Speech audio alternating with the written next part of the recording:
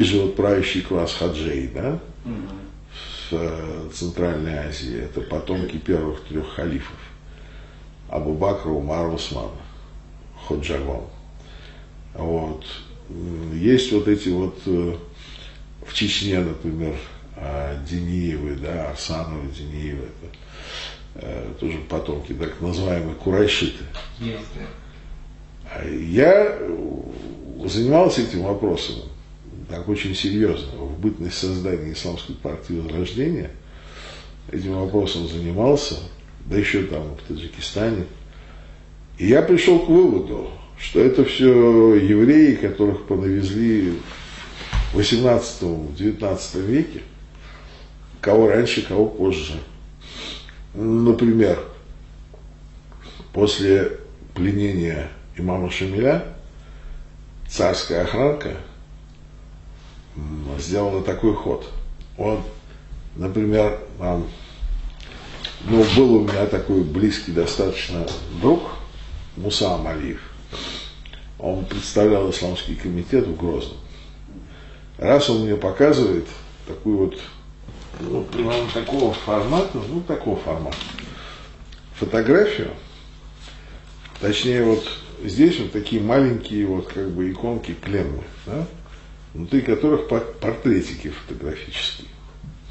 Вот. И там идут старики в попахах. И он говорит, вот это основоположники вирдов.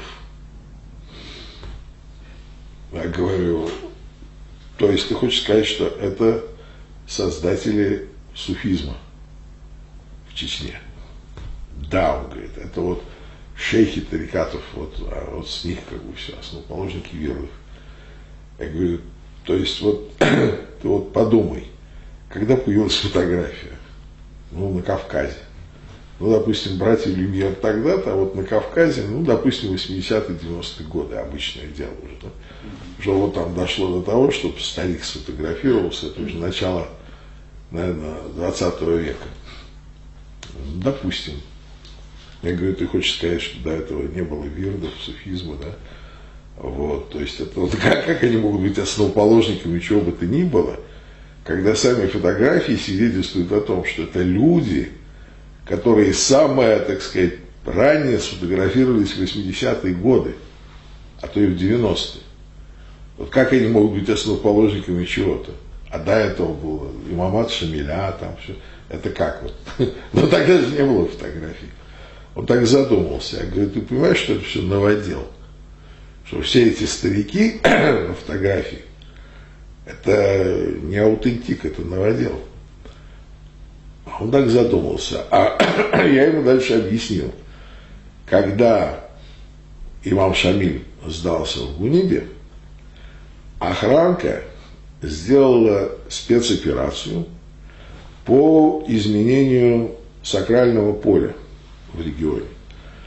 То есть она вместо жительства гребенских казаков, которые разделяли ингушей и чеченцев, привезла так называемых курайшитов, которые на самом деле были йеменскими евреями. Они арабоязычные. И они стали позировать в роли курайшитов. А горцы же, они неграмотные. Они видят, что это старики с седыми бородами, огромными черными глазами, очень экзотические, говорят по-арабски, учу.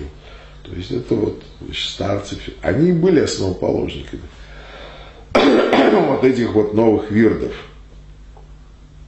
А если мы возьмем и внимательно посмотрим на вот всю эту братью завгаевцев, вот Дениевых, Арсановых, которые убежали после Первой Чеченской, то там ничего кавказского в них нет. Я просто их видел. Здесь вот сидел самый однофамилец Джохара, Рудник Дудаев, Остоженко 49. У него после поражения в начале Хасавюрта все время паслись вот этот самый Бугаев Абдулла, вот этот вот Джамаледдин, по-моему,